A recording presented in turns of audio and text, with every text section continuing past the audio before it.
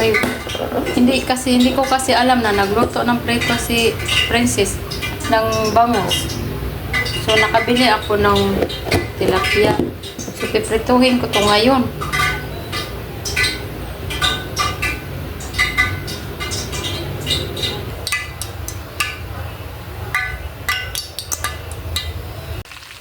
Ang kapal ng mukha mo. Kayo na nga tinutulungan, kayo pang malakas ang loob. Gusto mo? Guys, luto na ang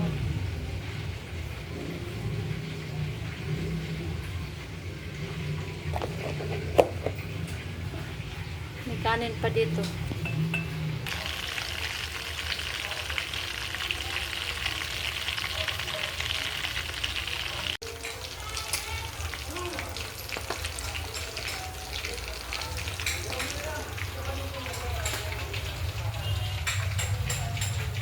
Inaayos namin to guys, kaya tinalagyan ko siya ng plastic.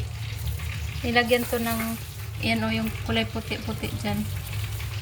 Kasi nilagyan tumutulo sa ilalim eh. Kaya nilagyan ko siya ng plastic kasi baka bigla akong magugas ng kamay tapos di nakalimutan ko na hindi pa pala pwede basain to. Kaya yan, nagana na muna ako.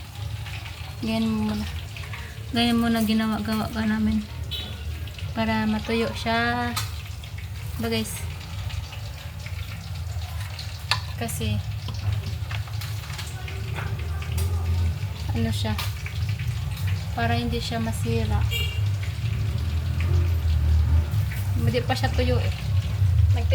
Nagpiprito pa kasi ako guys. Yan eh, prito pa ako ng isda. Yan ang lagay namin ng ano.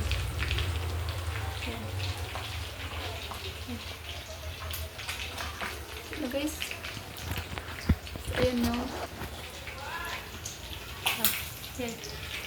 Yan yung CR namin. Tapos main door. Ito kwarto nila Junior Boy tsaka Junior Boy tsaka Jijoy. Ayan ang lagayan ng mga susi. Lagayan ng susi. Sa suklay. Tapos switch. Ito hindi namin to tinanggal kasi dito na to eh. Kasi di namin tinanggal, hayaan na namin dyan. Ito yung kwarto namin ni Princess. Meron pa rin saksakan. Dito yung mga bag namin guys. Sa trabaho. Sa labas lang. Tapos ito dito yung ano to. Dyan lang muna yung mga charger, mga gamit sa trabaho namin. Nandyan, nilagyan lang muna namin dyan.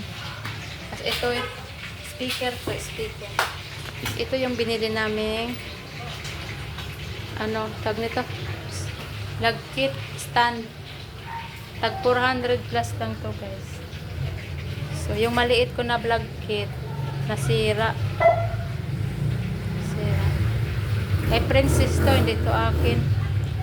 Pag nauwi ako sa probinsya saka na ako bibili, doon na ako sa probinsya bibili kasi pag dito ay ang hassle sa aeroplano, di naman siguro yan pwede magsakay dito. Ayan po yung bintana namin guys, screen window. So ayan po yung mga sa labas, ay may naglakad-lakad guys.